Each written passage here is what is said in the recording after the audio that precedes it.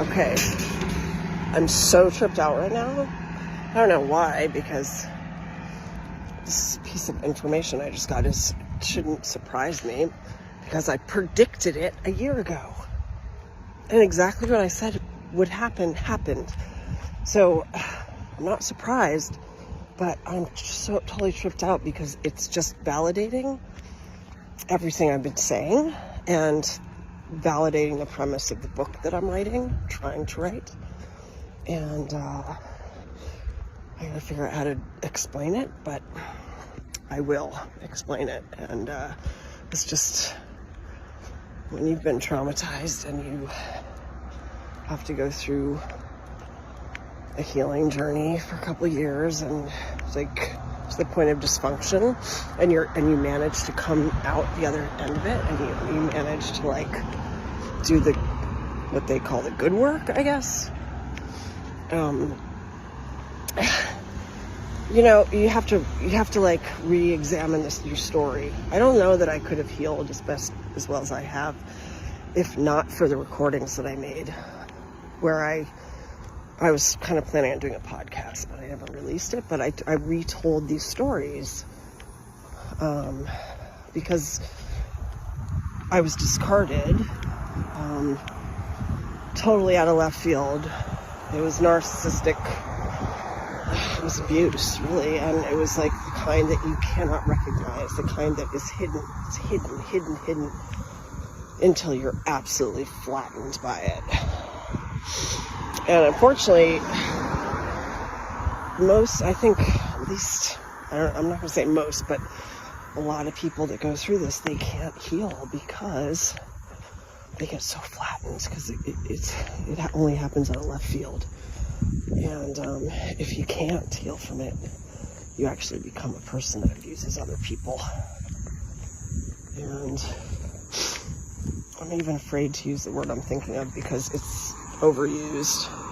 And there's a lot of people out there that judge people for using this word. I mean, the word is narcissism, and it's overused and exploited. And narcissists use the word narcissism, like, oh, they're a narcissist. So it's like really hard to use that word, but that is what it is. And I speak the truth, and I hold myself accountable. I look at myself, especially talking about stuff like this. You have to look at yourself squarely. Like, you really have to know that you're being entirely honest with yourself in order to feel righteous and real about what you're saying. And I did, and I do.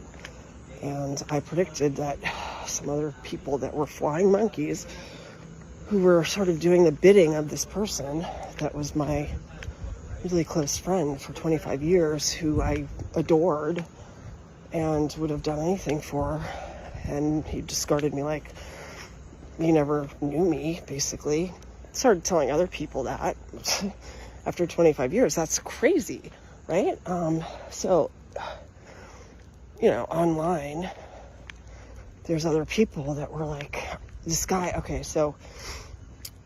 was writing articles about this person that traumatized me, because the person that traumatized me has some level of celebrity. And he moved down to Brazil, and I guess in Brazil people are just excited to have any American celebrity, even if they don't know their music. Like, they'll still be like, bow down and take it up the butt for a celebrity.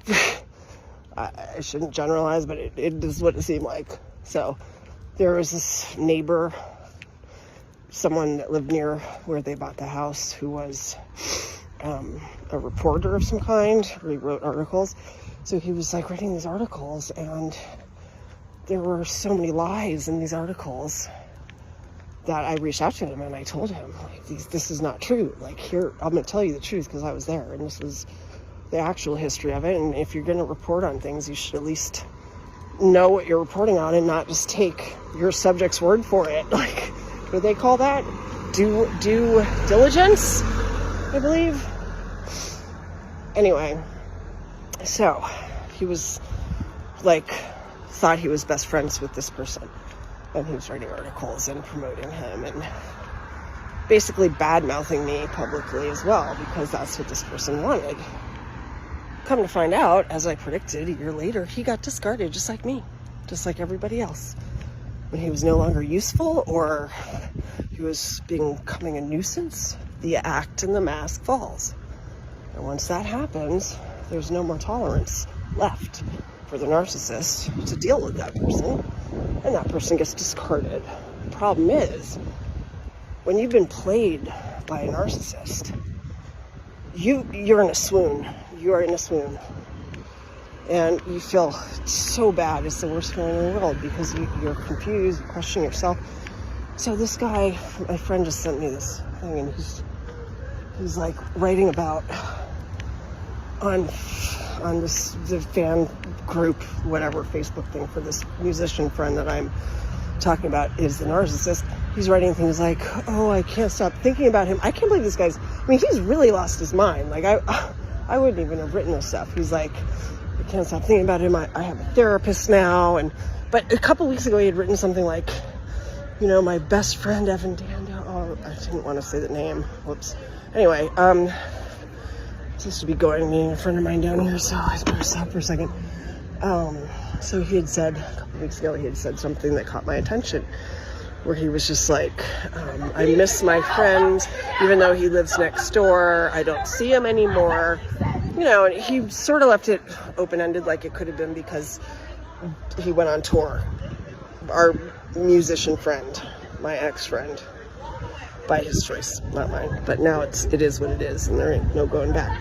So, you know, he was like, and I read, somebody sent me that, because I'm blocked everywhere, but somebody sent me that, and they're like, well, check this out. You know, Marcos is like having something's happening over here. And because I had spoken about it, like, this is going to happen to you too, dude. Like, you think you're something special? Well, give it some time, because you won't be special for long. You're going to realize you never were. You played a part in a game, really, really disgusting, sick game, where other people's tenderness and caring is used and exploited by somebody who doesn't have any for themselves and doesn't know what it is. So they have to go through the motions of it just to feel whole. And it's ridiculous. And they have to discard people because